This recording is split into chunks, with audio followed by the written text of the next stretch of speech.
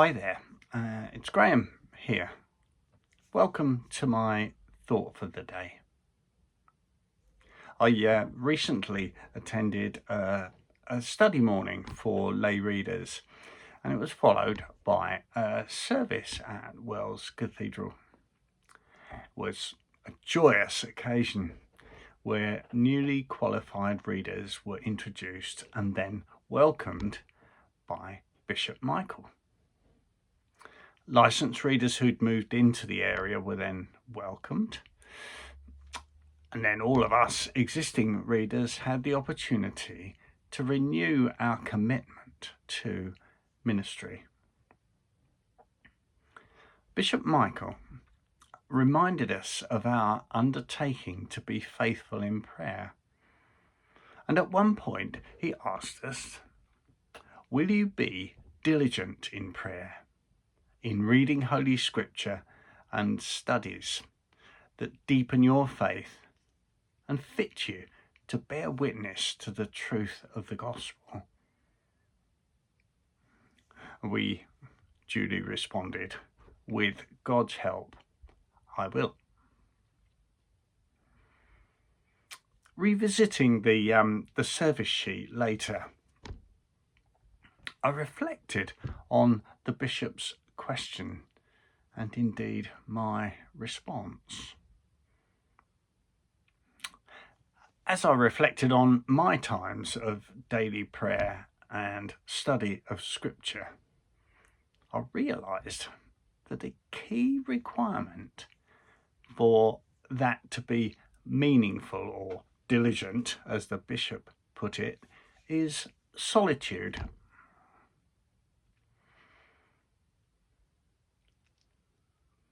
I'm easily distracted, so I have to make a conscious effort to be alone. And for me, the best time of day is first thing in the morning, before all the stuff of the day floods in and clogs up my powers of concentration. A cup of tea is also a prerequisite, of course, and my favoured spot is at my desk overlooking my back garden.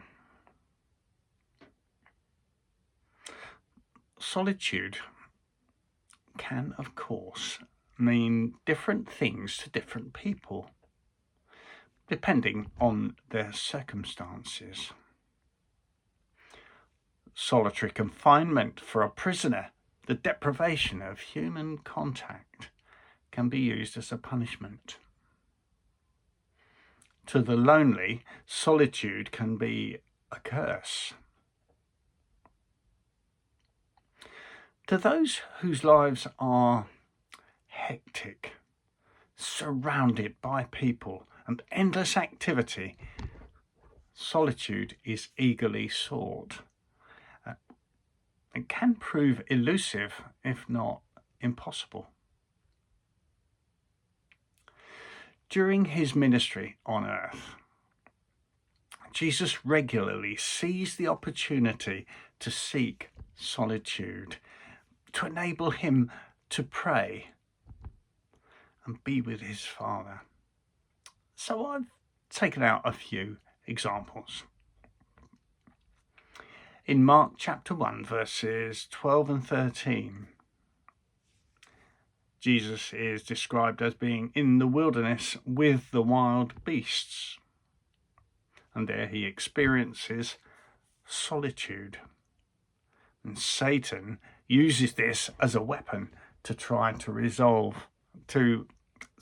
weaken his resolve, but without success.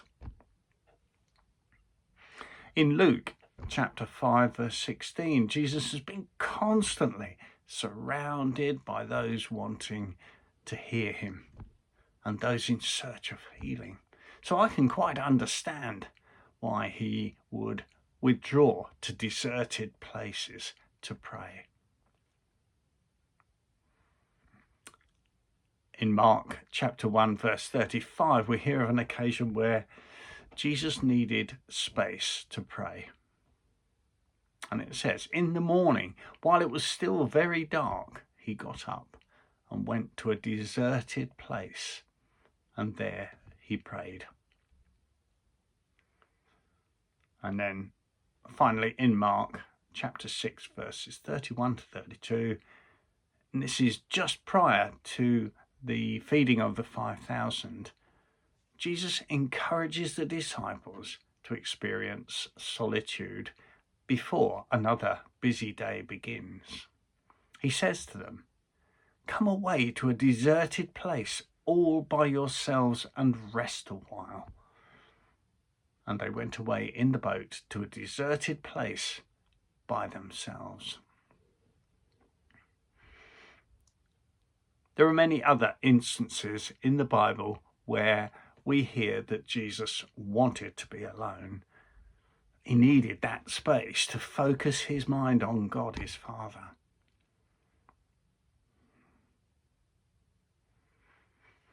Just as Jesus did with his disciples, we are encouraged to find space to pray. Now, that does not need to be on a mountain, which seemed to be Jesus's favoured spot. It could be on the bus, in the shower, doing the dishes or mowing the lawn, whatever it may be that you're up to. Because we can all be alone in our thoughts, can't we? But alone in the Garden of Gethsemane, and then in agony on the cross, we see the ultimate examples of solitude enabling fervent prayer. We don't have to be alone to pray, but I find it helps to keep distractions to a minimum. But if successful, you may find that the quality of your one-to-one time with God will be much richer. May I suggest that in this coming week, you give some thought to where you find yourself praying during each day, and then later on reflect on how it helped, or not, to get you through your day. So to conclude this thought, we are none of us ever alone, are we? In the final verse of Matthew's Gospel, Jesus tells us, "And remember, I am with you always, to the end of the age." Go well.